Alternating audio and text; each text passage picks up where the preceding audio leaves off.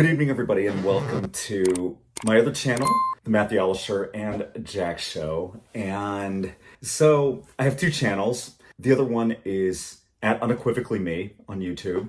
And so go ahead and subscribe to that one if you haven't already.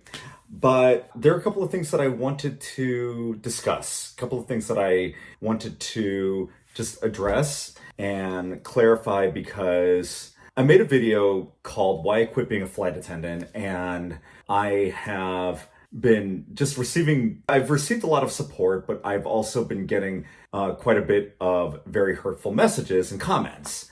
So let's go ahead and clear the air just a little bit, because I think that this is something that I need to be very transparent about, because obviously on this channel, I haven't brought this up yet. And so what I'm going to go ahead and just let everybody know is that I am actually on the level 1 autism spectrum. So I have autism spectrum disorder, which was diagnosed about a month ago. And basically what has been happening, so let's go ahead and just kind of start from the very beginning. I'll give you a little bit of background and just tell you, just basically give a summary of what my life was like and what led me and prompted me and compelled me to get tested just recently.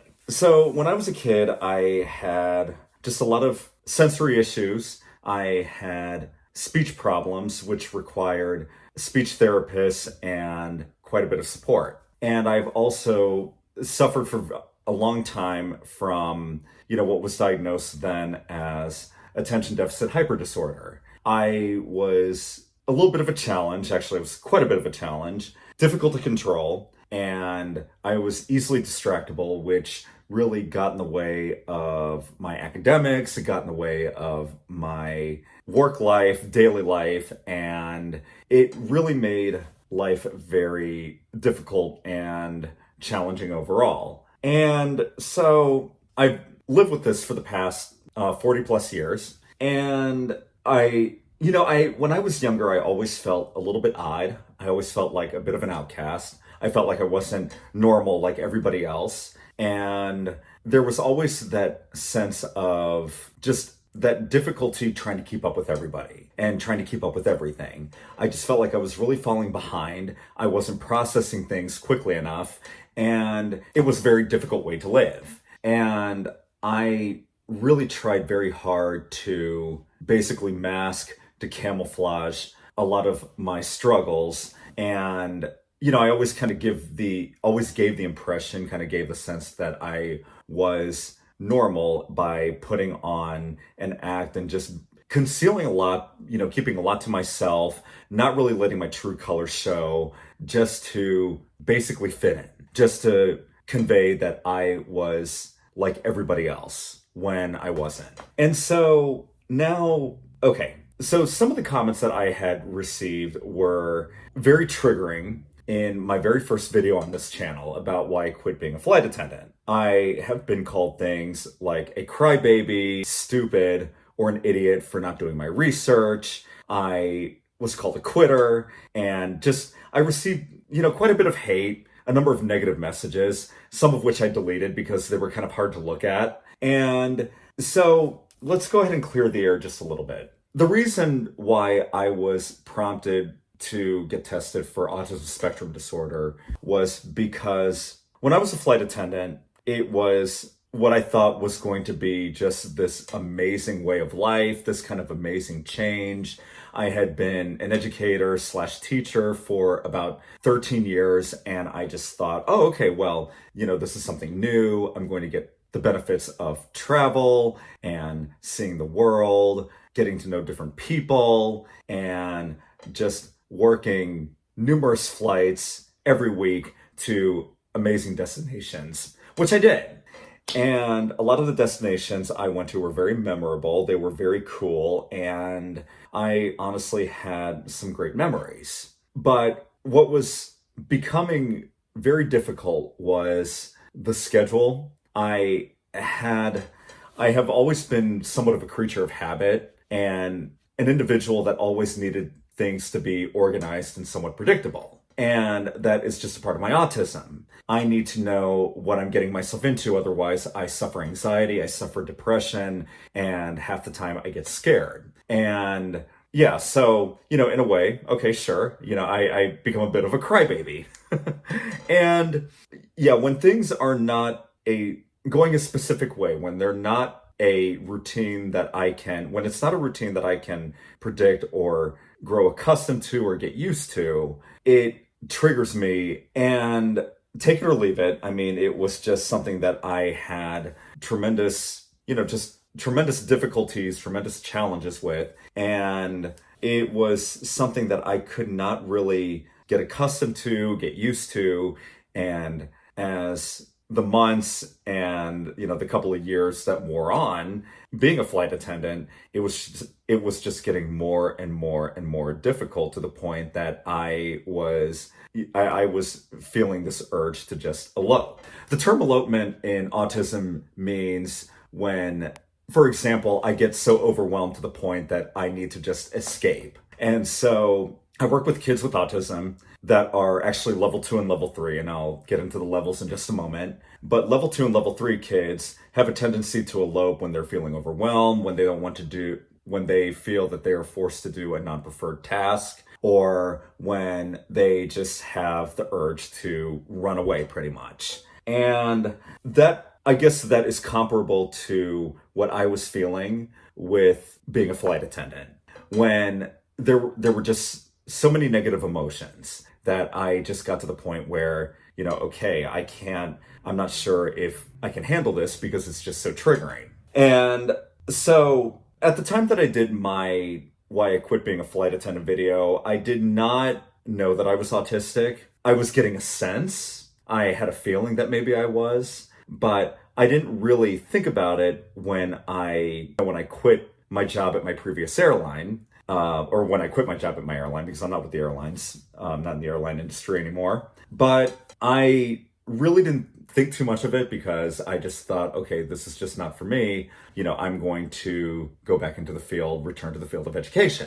So what ended up happening, and what was basically the straw that broke the camel's back, was that I got a TPOTA position, which is a temporary teaching assignment position until I get certified, which is what Virginia is doing right now to tackle the teacher shortage. So I don't officially have a teaching license, but they are hiring a lot of teachers based on their experience, and paying them based on their experience to take lead teaching positions, again, just to combat the teacher shortage and just that whole crisis. I got a teaching position, and basically what TPOTAs do is that they fill the position, these vacant positions, until they hire a licensed teacher to then replace you. And that is what happened with me at my first elementary school. And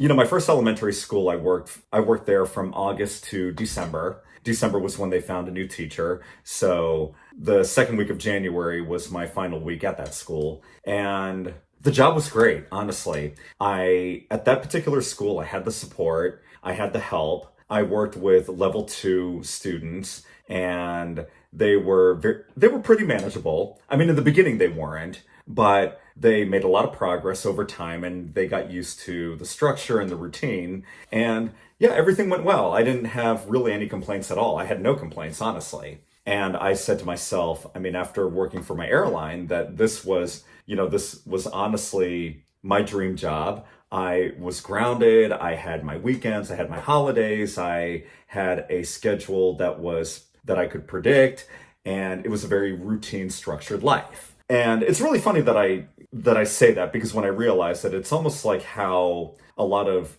the behaviors surface with a lot of kids with autism, when there's no structure and no organization, when there isn't a routine, their behaviors tend to escalate. So it's kind of funny when I think about it. It was almost like that's what happened with me and my airline, was that, yeah, there was no routine and there was no structure. So my behaviors were a little difficult to manage. Anyway, but then I started working for my old elementary school. I moved from the previous elementary school to the new school, or the school that I used to go to when I was a kid, and the dynamic was completely different. I just did not have the support. I did not have the help. The classroom was, I mean, there was just a lot of, it was just high stimulation, sensory overload. I had some friends that were just severely, moderately to severely physically aggressive. And then there I was again on the verge of quitting. So instead of just quitting, I said to myself, you know what? There's got to be an underlying reason to why I'm feeling the way that I'm feeling. Because some can say that it was probably burnout, but it wasn't quite burnout. There was something more. And so finally, I decided to get tested because when I was a child, like I said, I was diagnosed with ADHD. And finally, I booked appointments with a reputable psychologist, and I did telehealth visits over a period of 2 months. And she had confirmed what I was beginning to suspect for the last 7 or 8 years. I was finally diagnosed 2 weeks ago with level 1 autism spectrum disorder. And like I said earlier, there are 3 levels. So level 1 means low support needs. Level 2 are the kids that I work with right now that are, that need a moderate amount of support. They are somewhat verbal. They're independent in certain areas, but they kind of need constant supervision. And then level 3, that's nonverbal, kids who are probably like 10, well into 10 years old, well into their teens, still not able to toilet, and they need high support. And so I'm level 1, and to get that diagnosis was absolutely liberating and absolutely freeing, because I just did not want to keep more or less eloping. I did not want to keep quitting my jobs when things got tough, because I wasn't passionate about being a flight attendant. It was fun. It was fun when I did it, but teaching is my passion. Being an educator is my passion. And it was not something that I just wanted to leave. Not in the way that I almost did. And so I got the diagnosis, and now it's like I have just entered this new chapter of my life, and I can actually move forward now with this information and with this knowledge.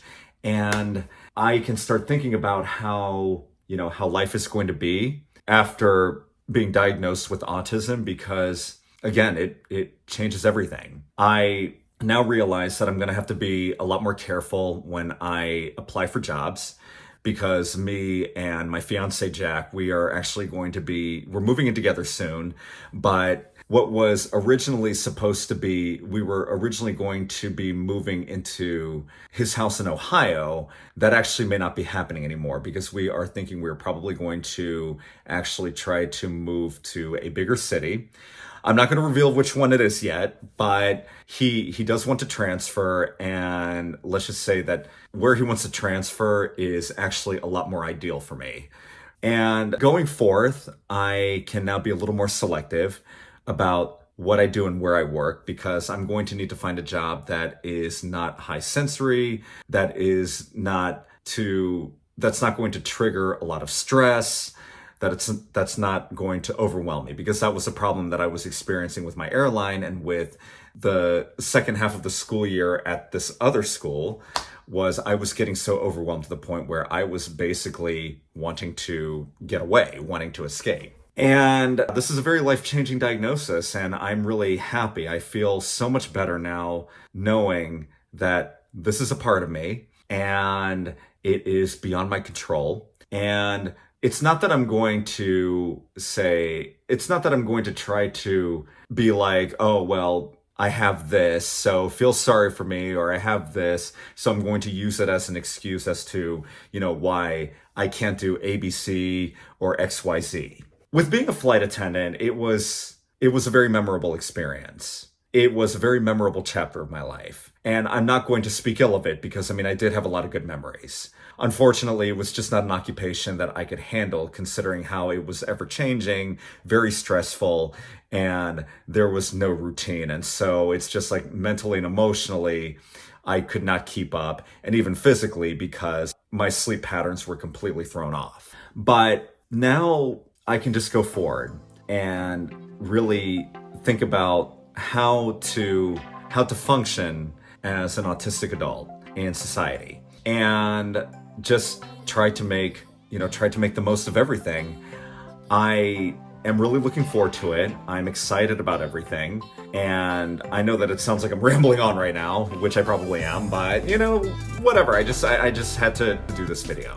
But yeah, I can just move on and just try to now strategically think about how I'm going to live my life as an autistic adult and just make the most of things. I am actually going to be going back to school full-time this summer, and I do have to go to the college and ask if I can receive like maybe possibly any accommodations perhaps, or just some support, let them know that I'm autistic, and just start living my life again, all over again, kind of born again, and just with this, I mean, having a whole new perspective and just entering this whole new chapter or perhaps sequel of my life as an adult with autism spectrum disorder. All right, guys, I know it sounded like I have been incoherently rambling, so I do apologize for that. But if you have any questions or any comments about my diagnosis, please leave a comment below. And if you need advice, I mean, that's been the great thing is that after I got my diagnosis and after I shared it on social media, a lot of my friends and even a lot of people that I don't know have been coming up to me and asking for advice, telling me about their symptoms. And if you think or suspect that you may have autism, just comment below and I'll be happy to answer any questions. I do want to let you know though, as a disclaimer, any negative, insulting, or harassing / bullying comments, they're gonna get deleted right away and you will be blocked. But on a positive note, I will be happy to help, so please let me know if there's anything that I can talk to you about. If you have any questions, just comment below. All right, everybody, have a good night, take care, and I will see you next time.